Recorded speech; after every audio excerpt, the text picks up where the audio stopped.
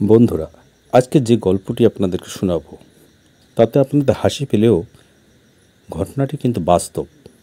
আমরা সমাজে নানা শ্রেণীবিন্যাস বা ভেদাভেদ লক্ষ্য করি, কিন্তু একটি মজার ব্যাপার হলো আপনাকে মনে রাখতে হবে যে মানুষ কিন্তু প্রতিশোধপরায়ণ।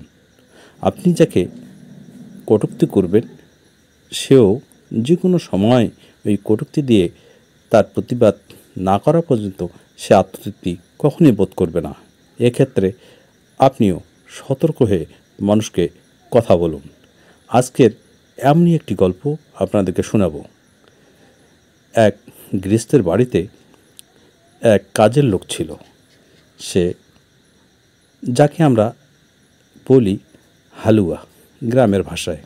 এই হালুয়া হাল নিয়ে জমিতে গেছে এবং মালিক যথারীতি তার জন্য খাবারও পাঠিয়েছে। কিন্তু দেখা গেল হাল বওয়ার পরে সে গরুগুলো নিয়ে যখন বাসায় আসলো, মালিক গরুগুলোকে দেখে অত্যন্ত রেগে গেলেন। কারণ যাওয়াটাই স্বাভাবিক ছিল, গরুগুলো সারা গায়ে কাদা মাখা ছিল। তখন মালিক তাকে প্রশ্ন করলো, এই ফখরুল, তোর কি আক্কেল জ্ঞান নাই? তোর কি কোনো হুঁশ আক্কেল নেই? তুই কেন এই অবস্থায় গরুগুলোকে নিয়ে আসলি?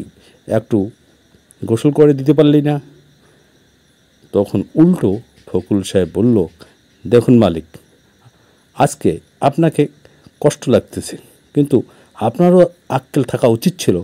যখন আপনি আমার জন্য খাবার পাঠিয়েছিলেন সেই পন্থা ভাতে কি আপনি লবণ দিয়েছিলেন? দেননি। তখন যখন আপনার হুঁশ হয়নি, এক্ষেত্রে আমার হুঁশ হবে কেন? হ্যাঁ, আপনি যেমনটি করেছেন আমিও তেমনটি করেছি। বন্ধুরা দেখুন, এই জন্যেই বলে মানুষ যে মানুষ হচ্ছে প্রতিশোধপরায়ণ প্রাণী। সাবধান, আপনিও সতর্ক হয়ে যান। এমন পরিবেশের কখনো যেন জন্ম না দেন এবং আপনিও এইরকম কোনো ফ্যাচাদে না পড়েন। এ পর্যন্তই আজ বন্ধুরা, আবারও কথা হবে কোনো নতুন ভিডিওতে।